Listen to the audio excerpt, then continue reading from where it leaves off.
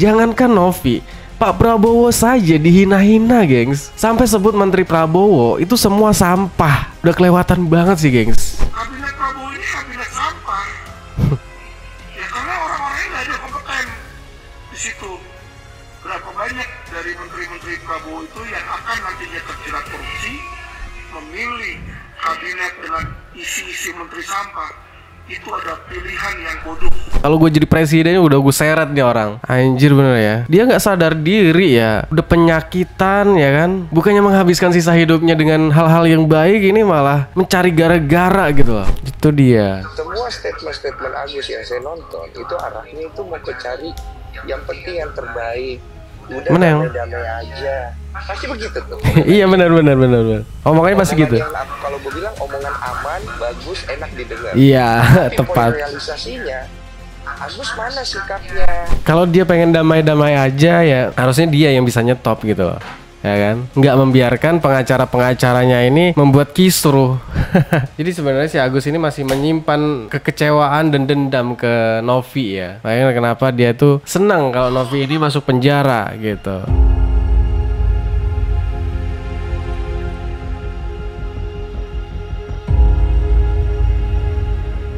Halo guys, balik lagi bareng gua Kata-Kata Tutus. Semoga kalian sehat selalu. Seperti biasa, kita masih membahas perkembangan kasus Agus yang semakin ruwet ya. Kita juga nggak tahu gengs, kapan kasus ini berakhir. Padahal udah mau berganti tahun 2025, tapi kasus Agus ini belum menemui titik terang ya. Belum menemui jalan perdamaian gitu. Malah semakin ruwet dengan hadirnya pengacara baru yaitu si AL ini ya. Ini menjadikan kasus ini bukan jadi damai, tapi malah jadi semakin panas gitu ya. Setelah Novi melaporkan Alvin Lim dan Erdi Lau, kabarnya si Agus juga akan melaporkan si Novi lagi, gengs. Wah, ini kayaknya episodenya nggak bakalan habis nih, gengs. Sampai pemerintah aja turun tangan. Dalam hal ini adalah Kemensos dan mengusulkan adanya perdamaian dari kedua belah pihak dengan berlandaskan itikat baik dan misi cabut laporan. Dan gue juga belum dapat info lagi apakah si Agus ini sudah melaporkan si Novi kembali atau belum gitu. Kalau sampai terjadi si Agus ini melaporkan Novi dengan pengacaranya si AL ini, wah kalau ini bisa gue bilang ini adalah suatu pembangkangan ya, atau pengkhianatan kesepakatan yang sudah diinisiasi dan difasilitasi Kemensos gitu, atau pemerintah. Kalau si Agus ini melaporkan Novi lagi, ya itu adalah suatu pembangkangan, gengs. Ya, bisa gue bilang itu adalah pembangkangan terhadap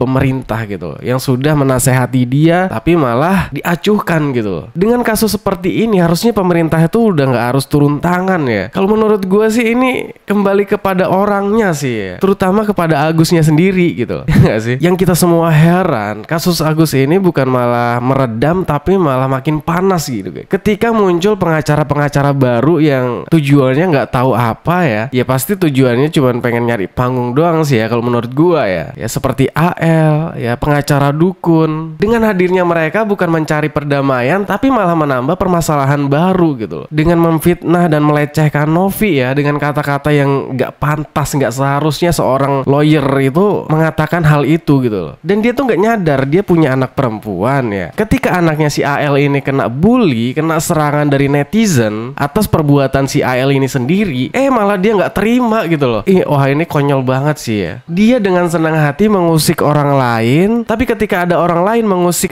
keluarganya, dia nggak terima gitu loh. Jadi kata apa yang pantas buat satu orang ini, gengs? Nih ya, Irjen Pol sampai buka suara ini. Maka saya katakan, kalau seandainya tidak mau digigit, jangan menggigit. Iya, benar. Dia punya anak perempuan, diperlakukan anak perempuannya kayak gitu, dia tidak terima. Benar. Sakit katanya, anak saya diperlakukan dulu. Kenapa kamu perlakukan wanita yang lain seperti itu? Dia kan nggak mikir, Pak. Juga. Seorang Novi bagaimanapun punya anak. Anaknya membaca itu di YouTube atau dimanapun, kan terpukul dong. Gitu loh. Jadi harus kita sama-sama mengetahui. Jadi jangan kira-kira menjatuhkan orang lain tidak berdampak kepada Novi, keluarga dan anak-anaknya. Pernah nggak berpikir seperti kayak gitu? Kan merusak dia punya jati diri, merusak harkat martabatnya. Nah, akhirnya karena dia kan memposisikan diri, saya tidak seperti itu.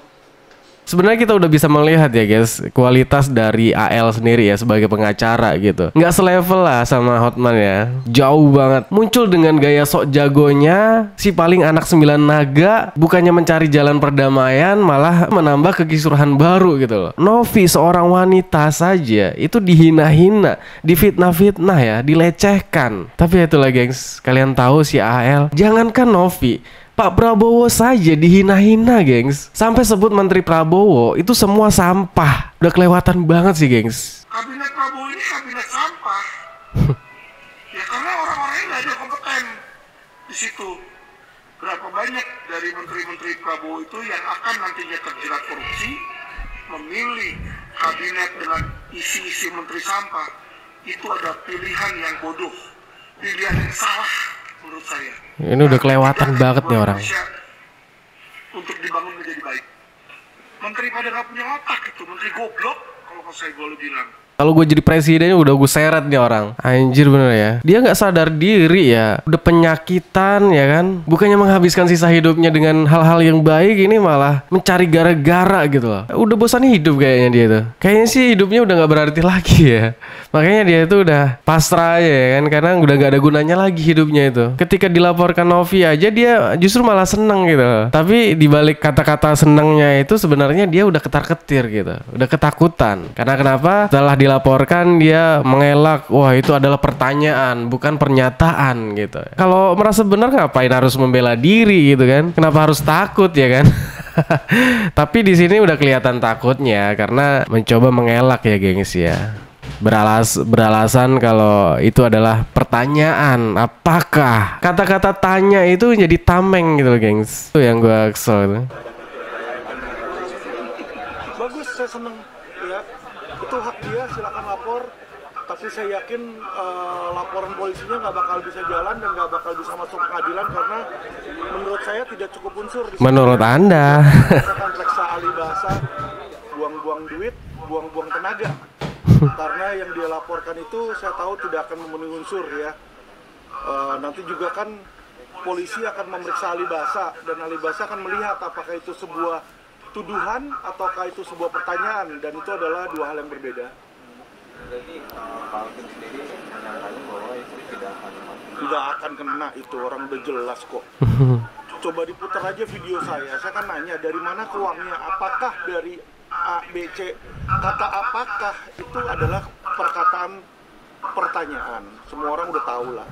Yang ngerti bahasa Indonesia ya, kecuali Novi dia nggak ngerti bahasa Indonesia, makanya ya udah suruh dia sekolah lagi aja. Jadi kata tanya dijadikan tameng sakti ya guys buat si AL ini. Kenapa? Ya kalau memang dia tanya, kenapa nggak tanya langsung ke Novi ya kan? Menduga-duga kalau Novi ini dapat uang dari mana gitu loh. Apakah seorang PL gitu kan? Dan apakah dia pemakai narko ya kan? Kan masih banyak pertanyaan-pertanyaan yang nggak merendahkan seseorang gitu loh. Ini dampaknya ngeri banget gengs. Karena anak asuh Novi aja di sekolah sudah ditanya-tanya sama teman-temannya, pekerjaan orang tuamu apa sih gitu. Dia nggak mikir dia tuh punya anak juga. Tapi ketika anaknya dibully, diserang netizen, dia nggak terima. Kan gigi namanya. Densu juga udah buka suara dan kecewa dengan Agus ya. Harusnya Agus sendiri yang bisa meredam ini semua dan menyelesaikan semua juga ya. Seharusnya ya pengacara-pengacaranya itu bisa dia redam gitu ya. Dia stop. Dia di mana-mana selalu bilang pengennya damai, pengennya kita tuh damai. Ya itulah kata-kata yang aman buat dia ya kan. Tapi pada kenyataannya zong gitu loh. Pada kenyataannya tetap aja dia nyerang si Novi lewat pengacaranya. Kalau dia pengen damai, ya udah stop. Pengacaranya disuruh stop, jangan lagi membuat statement yang merendahkan, yang membuat kegaduhan baru. Saya pengennya damai-damai aja. Dia sendiri di setiap media, di setiap TV, podcast segala macam, dia selalu bilang saya pengennya damai-damai aja gitu. Itulah kata-kata yang aman buat dia ya kan. Padahal kenyataannya kalau dia tuh pengen damai, ya nggak seharusnya membiarkan para pengacaranya ini membuat kegaduhan baru, membuat masalah ini nggak selesai-selesai gitu loh. Juga para donatur, pihak dari Agus, kita mau uji semuanya. Agus sebenarnya mau uangnya untuk dipakai kelangsungan hidup, atau mau uangnya untuk berobat, atau mau dua-duanya. Ya. Kita mau uji. Karena Kayaknya sih mau dua-duanya ya, mau uangnya aja kayaknya sih. Kecewa ketika mendapatkan info dari Novi di awal bahwa Agus ini dia menggunakan uangnya bukan untuk pengobatan dulu. Itu dia. Diduganya dia menggunakan uang itu untuk berterima kasih kepada keluarganya yang sudah membantu dia, dan juga mengirimkan uang itu kepada istrinya, dan juga mengirimkan uang itu kepada sanak saudaranya, adiknya atau ibunya, saya lupa. Intinya begitu. Jadi saya bingung, kok udah kesana ya arahnya gitu lah. Udah bagi-bagi dulu gitu. Begini caranya, bisa ikutin omongan saya, bisa, udah beres itu, percaya. Nah, kalau enggak begitu, bagaimana? Pasti panjang. Susah loh mendamaikan kalau udah banyak pihak yang bertikai di dalam hal ini. Iya, susah. Ribet gitu, dan harus Agus yang mengambil sikap karena awal muasalnya ini antara Agus dan Novi. Iya. Gitu. Benar. Itu sih. Kalau dia pengen damai-damai aja ya harusnya dia yang bisa nyetop gitu loh. Ya kan? Nggak membiarkan pengacara-pengacaranya ini membuat kisruh. Tapi apa yang terjadi, dia malah ya. Jadi sebenarnya si Agus ini masih menyimpan kekecewaan dan dendam ke Novi ya. Makanya kenapa dia tuh senang kalau Novi ini masuk penjara gitu, karena ngerasa sakit hati gitu kan. Karena harga dirinya sudah diinjak-injak, lu tuh nggak sadar diri ya. Nah ini gengs, kemarin kan Densu udah nawarin tuh uang 300 juta tapi ditolak. Nah ternyata John LBF juga pernah ditolak gitu loh. Pernah mau ngasih apartemen, uang berapa ratus juta gitu, tapi ditolak juga gitu. Nah ini kata Bang John ya. Jadi Agus kan nggak ada tempat tinggal di Jakarta ini. Saya kasih 1 unit apartemen, langsung kita notariskan, langsung kita pindah namakan hak miliknya Agus. Harganya 300 juta waktu itu. Saya bilang terus plus saya kasih duit 100 juta cash. Saya telepon, cuman udahlah tutup ini masalah, bosen. Cuman maksudnya kan kita ngasih sesuatu kan pengen ada bosen ngeliat kasus Agus, dia sampai rela mau kasih si Agus itu apartemen dan uang panjang gitu. Terus iya, jadi panjang gitu masalahnya, jadi panjang. Nanti pasti dua belah pihak saling mengalami kerugian. Nanti mau sedekah jadi takut.